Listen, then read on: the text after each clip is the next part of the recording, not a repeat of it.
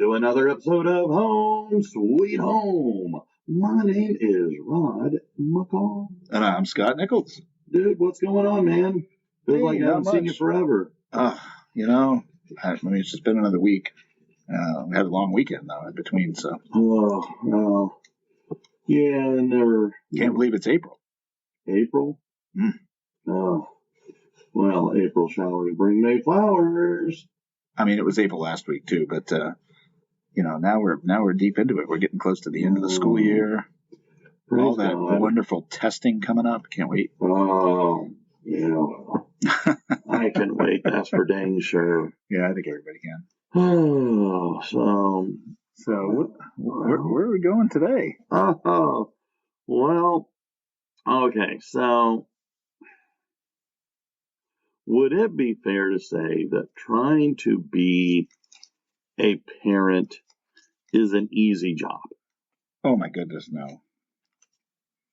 Not only is it not an easy job, I love that I watch these TV shows where somebody's about to become a parent, right? That's my latest one was the Neighborhood. I don't know if you've seen The Neighborhood. It's really good. It's Cedric the Entertainer and a guy from another show. But anyway, it's a really good show. And at this point in the episodes, his son is having a baby. And so he's gone out to read all the books. Oh, okay. Right? Okay. He's getting all the books, and he's finding out that all the books tell you completely different things. Right? You read this one, it says do this, and the next one says don't do that, do this. And he's all confused, and his father's trying to tell him, listen, you ain't gonna have it all figured out. Okay. And you have to do it for yourself.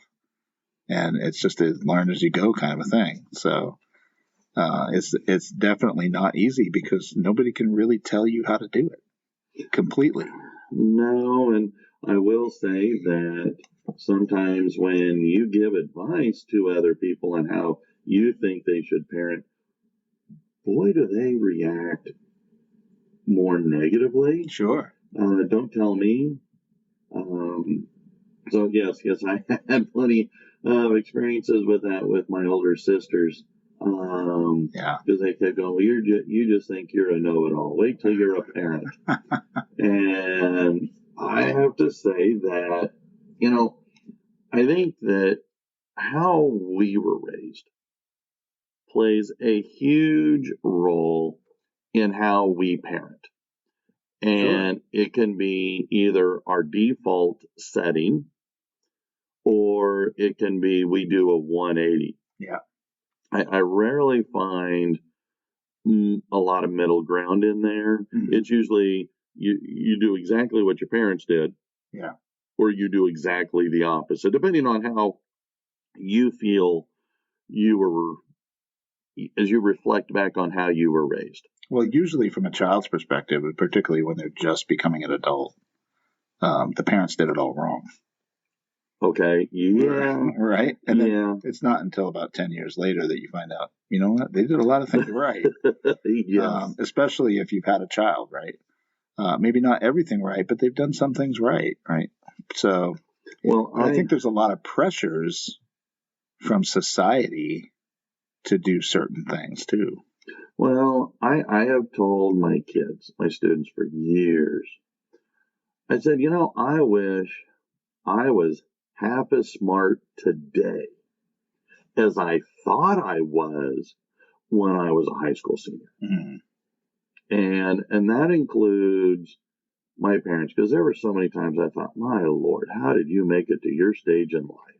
Being as dumb as you are. and I reflect back exactly as you just said. When I became a parent, when I got married to Eric's mom, I began to see, okay, this is why you did what you did. And when you marry somebody, well, then you get to inherit how they were raised, how they were parented, and how they view being an adult and a parent. Yeah. And sometimes you fit together like a hand and a glove. Mm-hmm. And sometimes you go together, you fit together like oil and water. Mm-hmm. And so it was with that in mind my nieces and nephews are all having kids. And in fact, I just found out that one of my nieces, Christina, is going to have a little girl here. She's pregnant with child number 2. So very, very excited for them. And so when I ran across this article, and it was from fatherly.com. Mm-hmm. And it was talking about parental guidance and stuff. And the lady that wrote the article, her name is Carol Tuttle. And she is author of a best-selling parenting book titled The Child Whisperer, the ultimate handbook for raising happy, successful, and cooperative children. According to this, it says she sold over 75,000 copies. Having authored a book, I think I'm somewhere around 1,000 copies sold.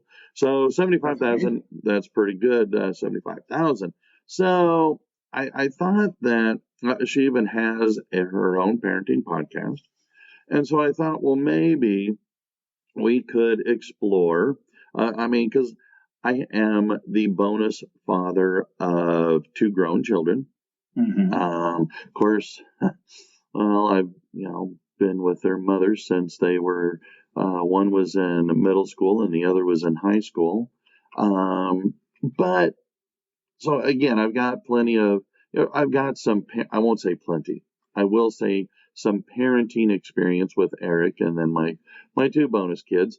And so as I'm reading through this, again, it's just her opinion, but I thought, she gave some suggestions on what we can do to be happier parents. Because I got to tell you, I thought once they got 18 and out of high school, well, my job as being a parent would be less. Mm. I don't know it's changed, but I don't know that it's really less. Yeah. As you know, I have 3 children as well. Ranging from soon to be 31 all the way down to soon to be 24. Wow. So, they're out of the house. Mm-hmm. They're adults. And I got to say, parenting doesn't end. No. It does change, but it doesn't end. And so we still have things to do, right? You still want to be involved in your kids' lives at some mm-hmm. level. Maybe not every day or all the time, but you want to get in there. You want to be a part of their lives still. And, they're still going to come to you and ask for advice on things or, stuff like that. So it's still very much there. And my guess is that happens until you die in old age. Well, I know. So, and if it doesn't happen with them specifically, it might be the grandkids who come to you, So, yeah, it's always going to be there. True, because it's been almost a year since my dad passed away, and mm-hmm. I do miss his advice, mm-hmm. His words of wisdom. So okay, so I thought maybe we could kind of go bouncing back and forth a little bit on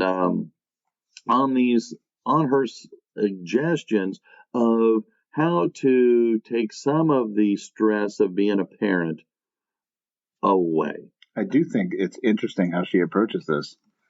Whereas in all of these suggestions, she's saying, give up. Yes. Because I think that we want to, I can only speak for me.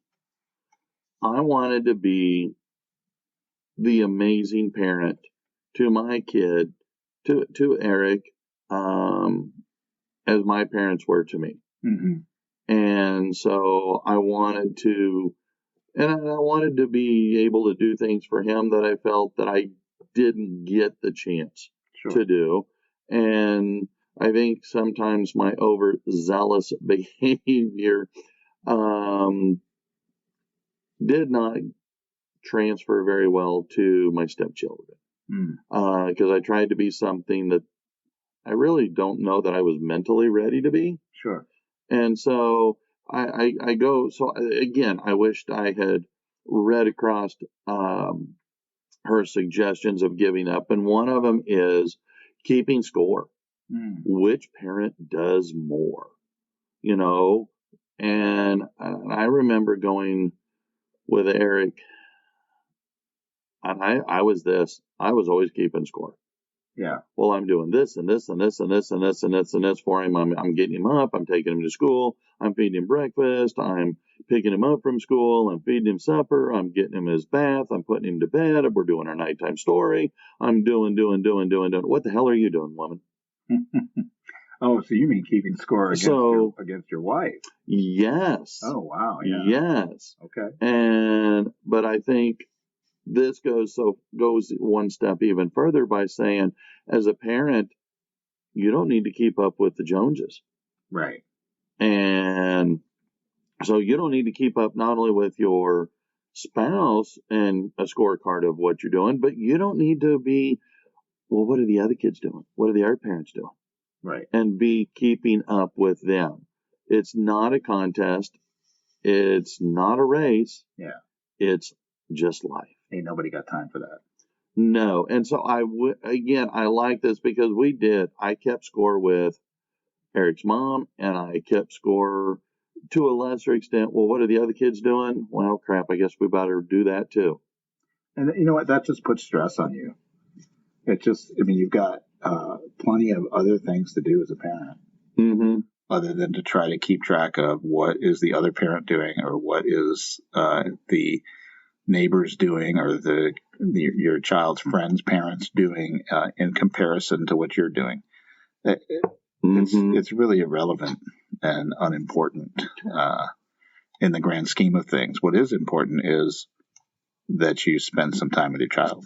Quality time. Right. That's huge. So that's one of those 5 love languages, right? True. Very true. So, yeah, I think that, one that I saw is this, give up yelling. Oh. And, I would tend to, and certainly not in recent years, but back in my dishwasher days, I would tend to do a lot of yelling. I mean, this was the early to late teenage years for my kids. Mm-hmm. I was frustrated. I was frustrated with all the things that I had on me, right? Mm-hmm. And that all that I have to worry about, given money situations or jobs or whatever may have been worrying me at the time. And that kind of translated for me into yelling, right? And so I would start to yell at these different things, and it's maybe that's getting towards a little bit of an abuse side. Mm-hmm. Thankfully, I was able to recognize it. The dishwasher incident kind of brings that out in me. But yelling, being so angry, what is it helping? Well, she makes an observation to fit in exactly with what you're saying. Mm-hmm. And it says, has yelling ever strengthened your relationship with your child? No. And I think I think frustration is a layered effect. It just builds and builds and builds. And without a pressure valve to release that, sometimes the yelling becomes the pressure valve. It is the tea kettle boiling over, so to speak, and it's an accumulated effect. But I think you're right. When you do that, I've even gotten upset in the classroom, and I've yelled in the classroom, and then as soon as I'm done, I'm going, okay, I'm sorry, that was bad. That was right. That was not the right way to handle the situation, but giving up yelling, that is great advice. Absolutely. I mean, I gotta say, whenever anybody's yelled at me, mm-hmm. I've never thought, you know what? You're right. I'm going to do what you say. That has never been my reaction. No. Right? I have all kinds of other words that I might think and not say, but I mean, I'm never capitulating and just being like, okay, yeah, you're right. No. Right? And now we can just move on. Because I dig my heels in. No, right? I mean, that wall goes up, and so yelling at kids doesn't really help either. And they are reasonable beings. I mean, they can reason just like we can. And so, having a conversation and using that teachable moment, whatever it may be, in a calm manner can go a long way to not only helping out their very immediate situation, but to fostering in them some means of coping and fixing situations in the future. Well said. Yes, which then ties right in with another suggestion that she provided was give up force. And I translate this into setting boundaries. And here's the boundaries. Here's the lines. And if you stay within the lines, we're good. If you cross the lines, here's the punishment. Sure. And it's not a gotcha. It's not an attempt to go and force your will. It's, I'm going to, like you were just saying, without yelling, here it is. And you made the rational decision to ignore it. You want to know what happened? Well, boom, here's what happens. I'm not going to yell at you. I'm just going to give you the consequence of breaking the boundaries. Right. I mean, one of the things that I feel that, no, my parents did yell, mostly because I deserved it. But I think that one of the things that they did well was that they were what are called an authoritative parent rather than an authoritarian parent. Or the laissez-faire parent, which didn't really care what you did. But an authoritative parenting style is this: I'm not going to fight with you. We're not going to have a power struggle. Here's the boundaries. You cross the boundary line, and ta-da! The curfew is at midnight, and if you choose to be home at 12:30, that's fine.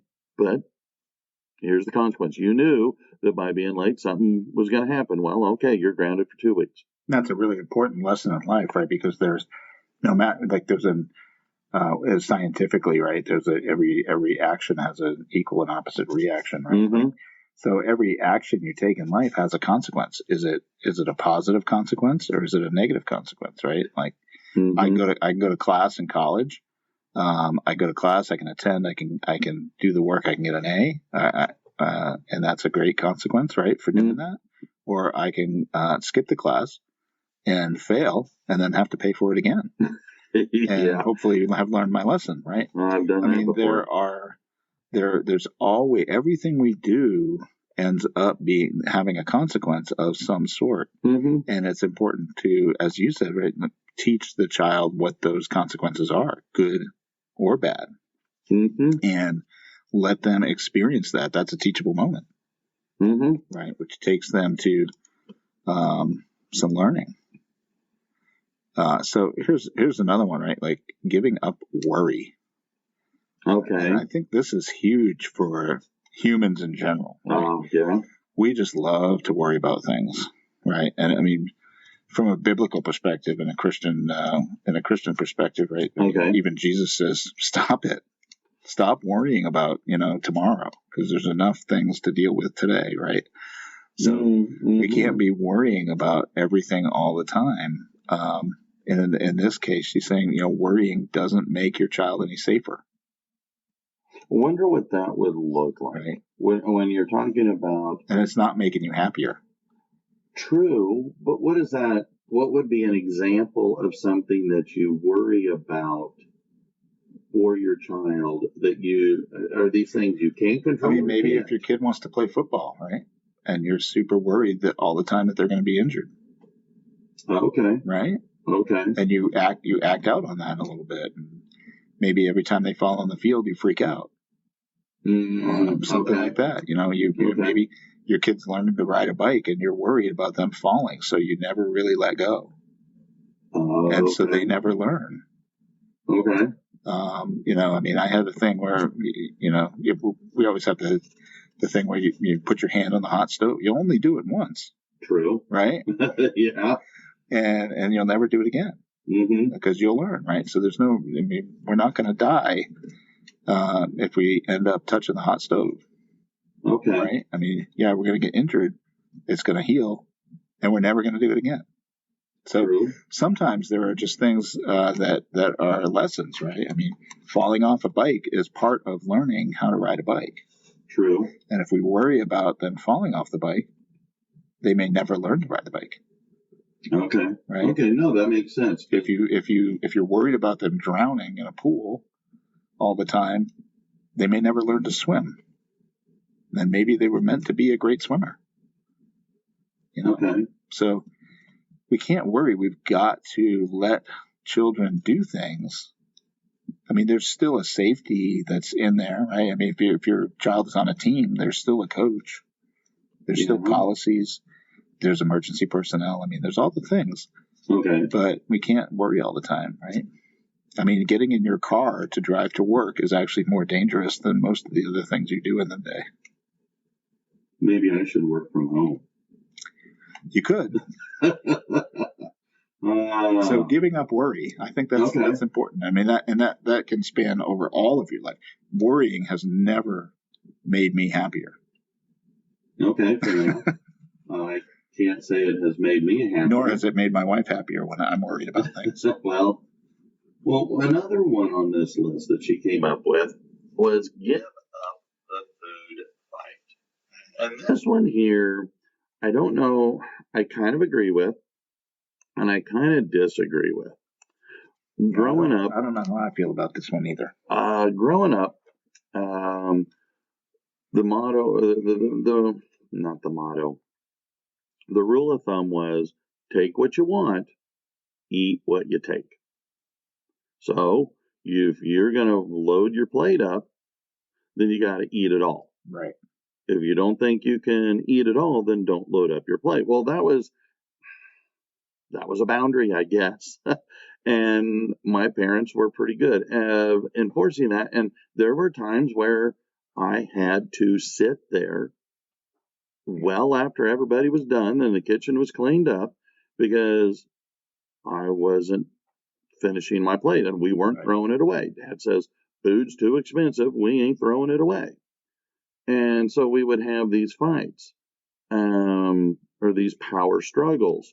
And I am learning now that while he wasn't wrong, he may have not been so right because you're teaching the kids to eat when they shouldn't be eating.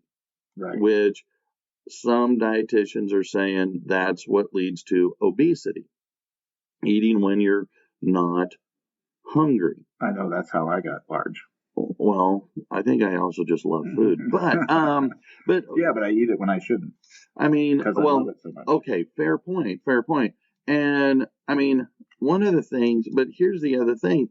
They're saying let your child have a voice in the preference of their food. Well, here's where I begin to kind of also I agree. You know, my mom would always say, well, what do you want for dinner? And she would make that for dinner. And, you know, or maybe she'd make this, you know, main dish, or, hey, can we have this as a side dish? And so she would make that.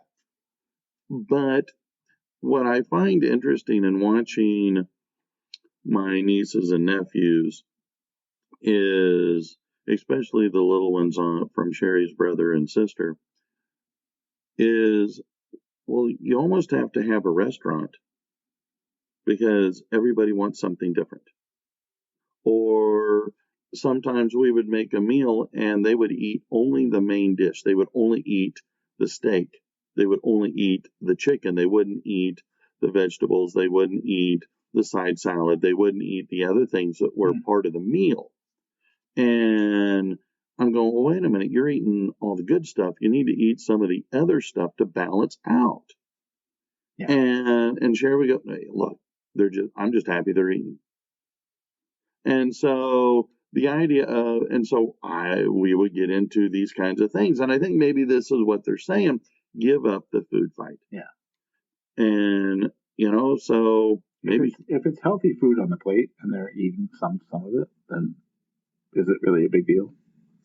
I mean, yes, we do throw away a lot of food. Mm-hmm. Yeah. I meal prep, so, I mean, but it's just my wife and I, so I eat everything that we make because I meal prep it. I put it away. I bring it to lunch. at my job. So I don't worry about that. But I think one of the things, because she's saying here, let your child voice their preferences, right? Mm-hmm. Just because you're having a meal, it doesn't mean you have to like everything that's there.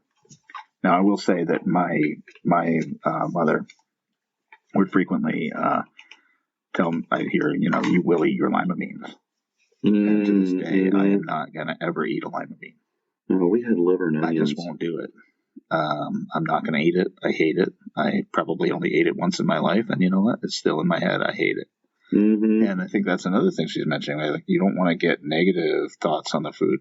True. There's lots of eating disorders, either towards obesity or towards, not weighing enough. Mm-hmm. And those can be issues. But I think one of the things, if I had it to do over again, I think I would, particularly in the teenage years, I would have my kids maybe prepare a meal. Let's sit down and plan the meals for the week. And, here's the ones I'm going to cook. Which ones what do you want to cook? Okay. And see if, and then that way you're also teaching them to prepare actual real healthy meals. Mm-hmm. Right. And use the stove and do the ingredients and, maybe even do some of the shopping, to find those things. And I think that might give them some buy-in to, so I don't like everything on the plate, but you know what? There's an agreement. Whatever you're making, mm-hmm. I'm going to eat some of it at least. And whatever I'm making, you're going to eat it. And I totally agree. And that's good. Here's my final thought on this.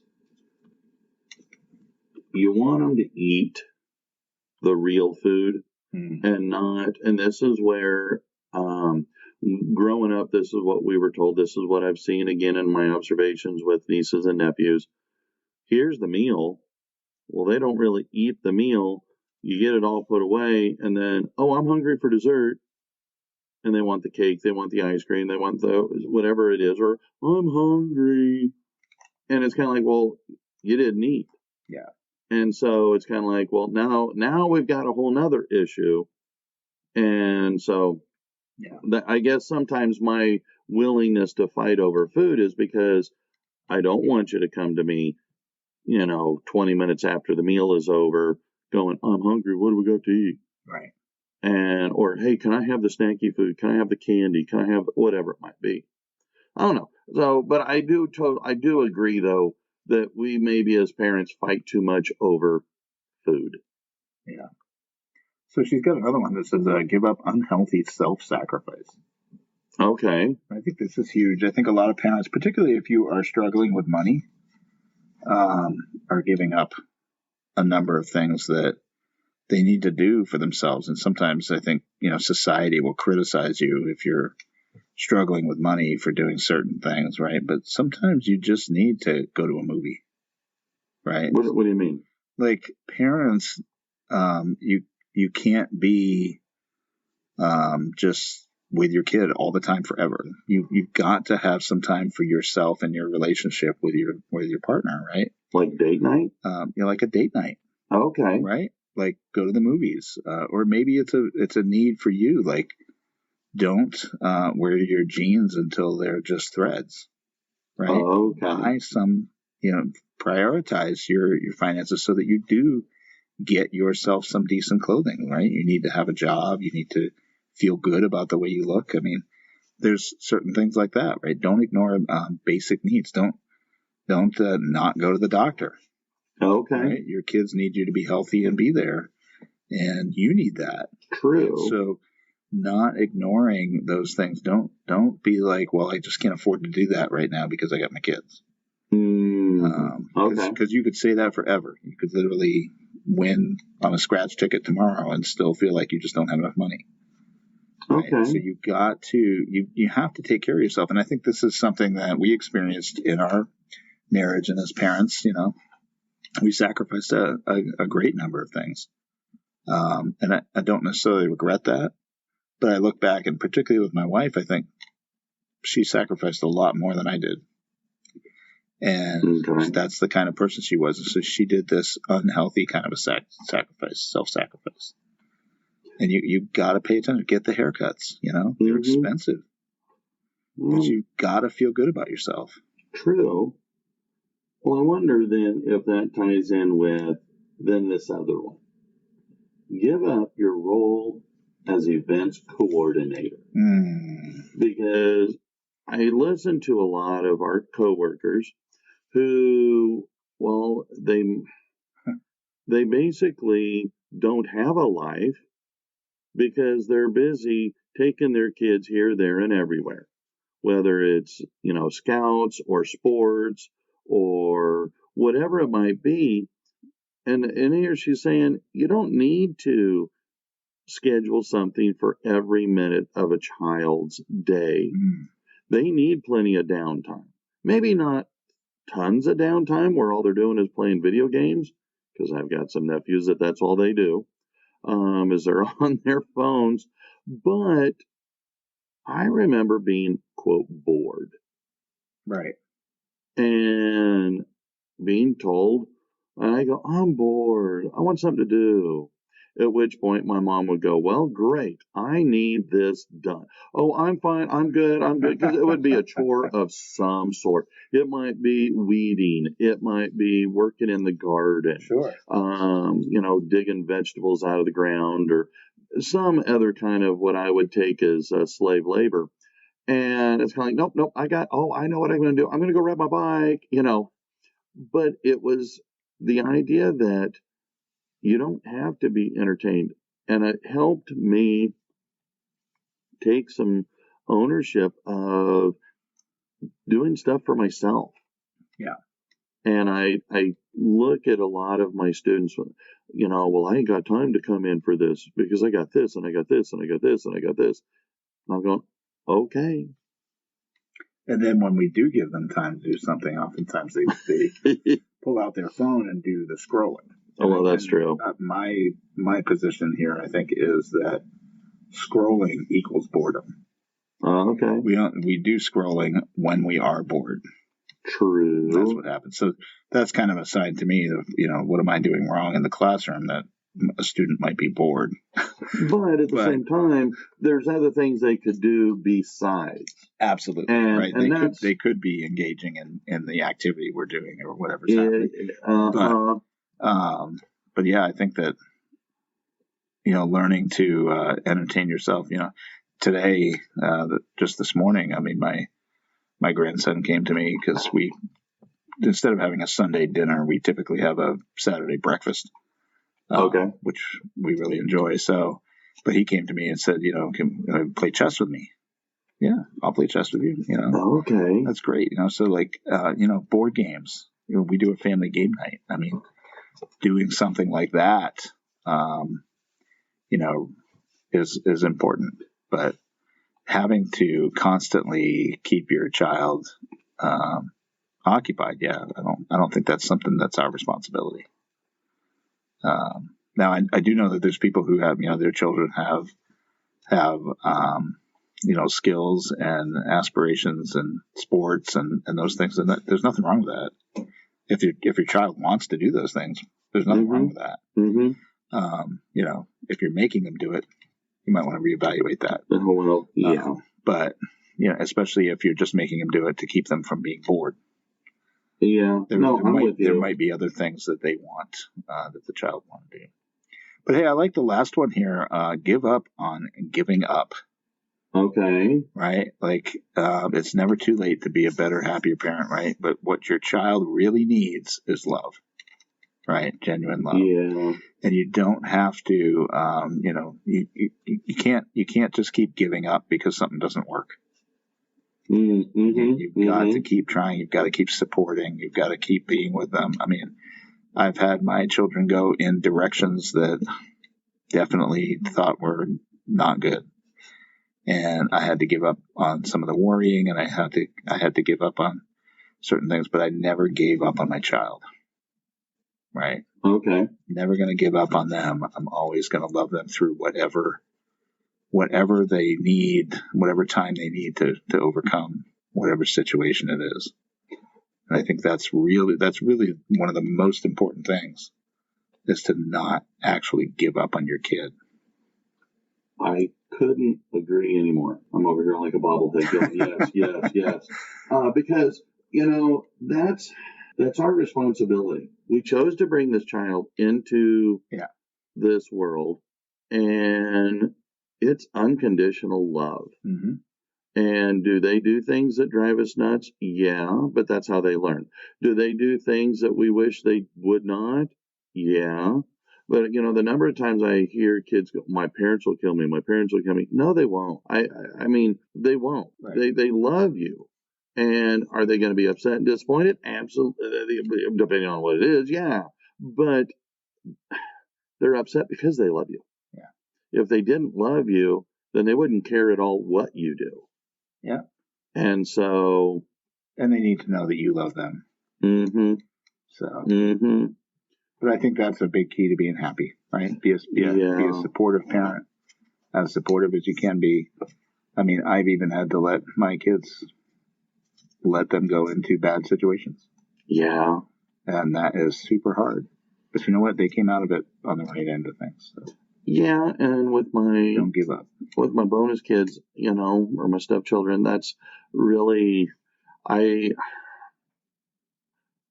by taking a more of a wait and see, rather than a directive mindset, it has paid dividends. I am happier. My relationship with them is better. So no, but yes, I would never give up. On them, regardless. Never give up. Never surrender. All right. Well, I think that's really all the time we have for today. Really? Wow, that went fast. Yeah. Okay, well, then let's go be happy. I'm going to be happy and have some lunch. Ooh, that does sound good. Food is always good. Yeah. All right, well, then we will adjourn to go eat. So until next time, my name is Rod. And I'm Scott. See ya. Bye-bye.